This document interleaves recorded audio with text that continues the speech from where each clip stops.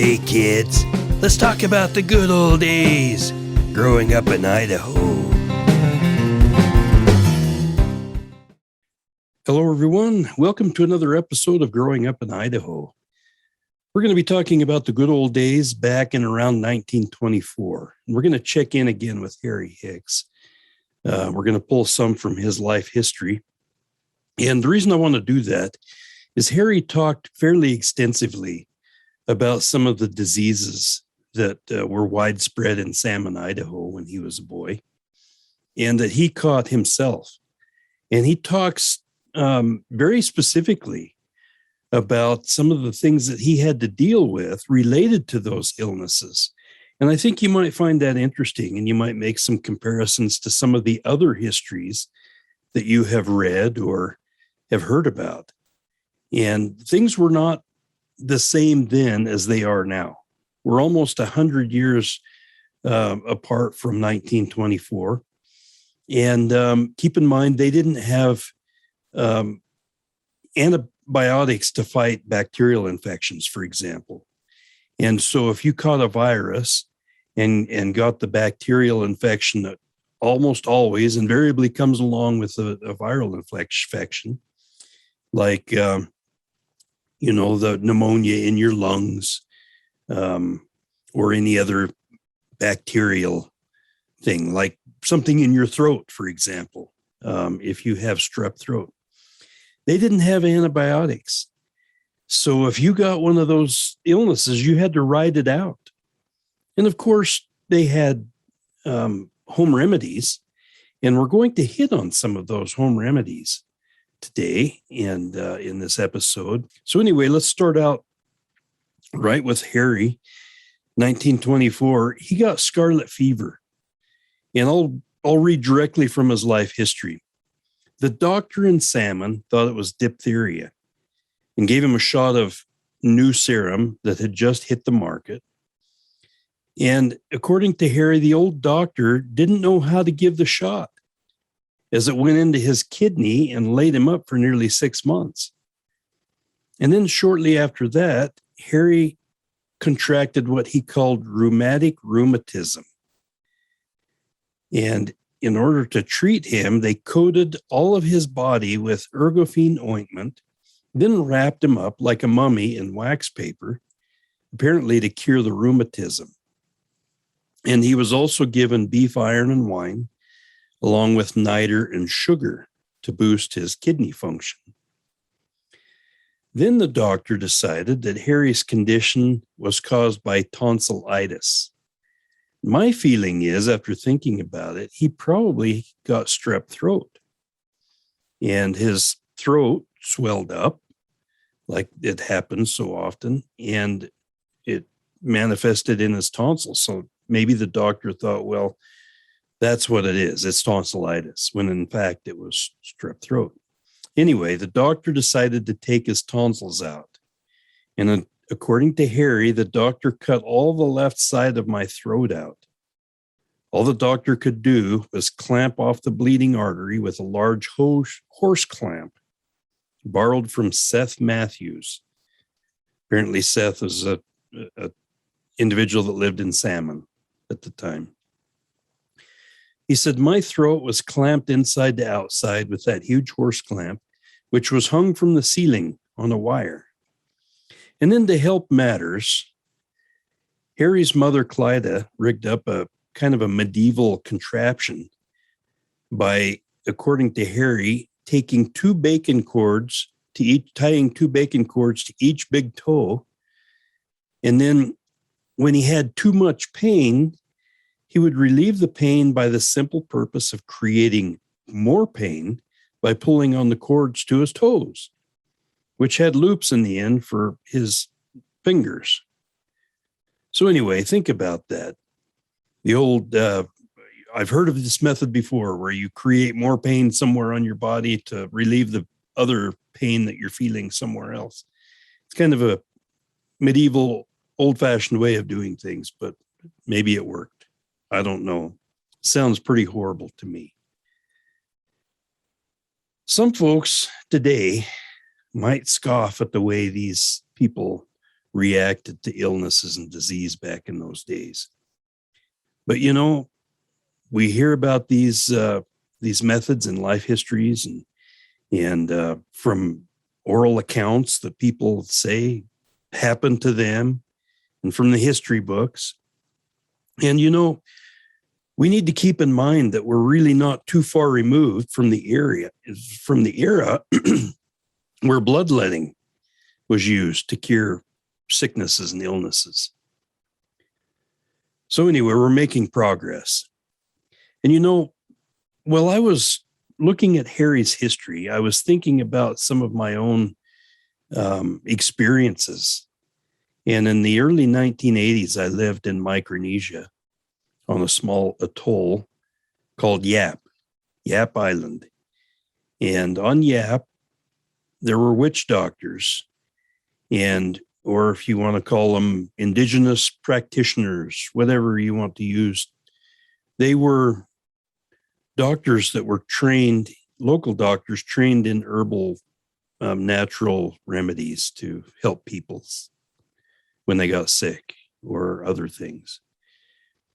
And I watched a few fairly miraculous things that these guys did. And one of them I want to mention. There was this individual that put his leg up against the muffler pipe on his boat motor that was hot. He'd been running it all day. And because the pipe was so hot, it burned into his flesh and killed those nerves, I suppose. He didn't really feel that pipe burning his leg until he smelled it. And then he looked down and realized, oh, golly, I've got a huge wound now that I have to deal with. So he went to the local doctor, and the doctor looked at his leg, ran off into the jungle, came back a few minutes later with some leaves and a few other things. And he put all these things in his mouth, whatever he had. I don't know what kinds of leaves they were. But he put it in his mouth and chewed on them for 4 or 5 minutes until it was all gooey. And then he took all that stuff out of his mouth and put it on this individual's leg, on his wound, and wrapped it with some twine made from coconut husks. And he changed that dressing every day for 4 or 5 days. And at the end of that period of time, the guy's leg was healed up. There was a red spot there, but the wound was gone. And so to me, that was quite miraculous. And I'll always remember that situation. It's pretty amazing. So, we're living in the pandemic right now. We're dealing with, governments who want to, and it's not just the U.S. government, it's many governments throughout the world want their citizens to be vaccinated. In some countries where there might be a democracy, but there's not much personal freedom, citizens are being lined up and given shots whether they want it or not. In the U.S., we still have the ability to make that decision. But we're dealing with that right now. And some of us have gotten vaccinations and some of us haven't. And it'll be interesting to see how it all plays out in the end, won't it? Hopefully we'll gain the point of herd immunity soon, and this COVID-19 virus will dampen down a bit. We could hope. But with sickness, or the potential for sickness, comes numerous ways that we have devised to combat contracting illnesses. And we've seen that in the pandemic, wearing masks, staying at home, not going out in public. And, I remember as a kid when chickenpox was a deal, mothers would have their kids go over and play with another kid in the neighborhood if he had chickenpox, so their kid could get it and they could get over it and build that immunity up so they wouldn't get it again. I remember I got chicken pox. It was the end of the first or second grade year, last day of school. I headed home on my bicycle, ready to spend 3 months of intense playing outside on my bike and other things. And Mom said, "Jeff, you got spots all over you. Come here." And I went over. She said, "You've got chicken pox. Oh, you got a little bit of a fever too. Get to bed. You're going to be in bed for a little while." So while everybody else was out playing, I was laying in bed for that first week or so of the summer. Then after that, a couple of years later, I got mumps. My dad, grown man, had mumps too. Thankfully, he didn't have any adverse effects from that. But the two of us, my dad and I, stayed in the same bed. Mom put us in this one room with a queen-size bed. And so we laid there and read books. Dad introduced me to Louis L'Amour, and I learned all about Westerns and how great of a writer Louis L'Amour is. And so maybe there was some good that came out of having the mumps. Anyway, because inoculations have pretty much wiped out diseases like those chicken pox and mumps, measles, and polio. Polio was a big deal when I was a kid in the 60s. All those dreaded illnesses are pretty much gone. They're wiped out because of vaccinations. We have to admit that. And in fact, I bet if you brought it up, a lot of the younger people today wouldn't even recognize some of those illnesses, nothing more than things they read about in history books. But others of us have lived through those, and we remember them. But back to Harry Hicks. Sometimes these widespread illnesses come along. We don't have immunities to them. And Harry talks about a lot of kids in salmon who were getting Bright's disease and scarlet fever and some of these other things. And a few of them were dying. And that's a scary thing to think about. For those of you from Salmon specifically, Salmon's not a very big town. In 1924, it was even smaller. And Harry mentions that 2 or 3 of his classmates died. And it was a big deal for him. It made him feel bad and scared him. So I'm going to go right into his life history and talk about some of his own dealing with some of the same illnesses that his friends died from. So a couple of years after Harry's tonsils were removed, he contracted Bright's disease. A lot of kids in salmon were dying from that, as I mentioned. And Bright's disease, as it was known in the early 1900s, is today known as a class of kidney disease described in modern medicine as acute or chronic nephritis. Harry spoke of his experience with Bright's disease and his life history, as I mentioned. And here's his own words. I'm just going to read right from his own words. He said, "While being farmed out to round up wild horses in the mountains near Chalice, I got sick and was once more to feel the worry and fear of sickness, for I swelled all up with Bright's disease and dropsy. Even my eyes swelled up. I became puffy and kind of glazed all over from the water buildup. My mother came up to get me, and I felt like everything would be all right. I was so relieved, I fell asleep, and when I woke up, we were back in salmon. I had to lay in the bed propped up because my heart splashed in the water every time it would beat. Mama put me in the back room and told me to be quiet. The doctor was coming with the undertaker, and crying, she told me they were going to take me away. "Clyda," said the doctor, "we came for that dead boy. It's against the law not to bury a body when they die." I immediately raised up in my bed and yelled, "You get out of here, you son of a bee. You've made your last mistake. I was remembering the other times with my tonsils and kidneys. He about killed me.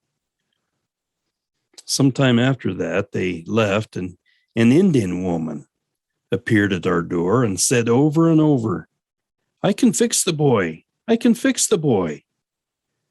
I can never praise my mother enough for the spunk it took and the nerve to turn the doctor from our door and tell him an Indian woman was going to be my doctor. How he cursed my mother, told her she was just inviting death, and I would surely die. After preparations were made, the Indian woman took me down by the river, where there were plenty of round wash boulders. She had a fire burning with plenty of big rocks heating. There was a cot set up with a tub of water setting underneath. The Indian woman, chanting all the while, gave me a cup full of slippery elm bark tea, hot and so slippery and slimy, you could not quit drinking once you started. The slime would just slip down your throat by the siphon method. Then, laying me on the cot, she threw a horse blanket over me and then began to throw the hot rocks in the tub of water. I lay and the sweat poured out of me. I reveled in every drop because I felt better all the time, and I drink my slippery elm bark tea every so often. Long about midnight, the swelling went out of my body, and I was able to go pee for the first time in about a week. I was passing dirty-looking old brown water, brown because it was mixed with blood. The ordeal kept up for about 24 hours, till I went down to normal size. Just a little puffiness around my face. Not long after that, I was standing on the sidewalk by our house, enjoying the summer sun, when the doctor drove past. I thumbed my nose at him, but he didn't recognize me. That's from Harry Hicks's history. After reading that story about the Indian woman curing Harry's disease when the local doctors could do nothing, I imagine all of Harry's kids and grandkids and other descendants being thankful for that wonderful, wonderful woman and her knowledge of the old ways of healing. She saved their dear father and grandfather's life, and I'm his grandson. So I'll be forever grateful for that wonderful woman.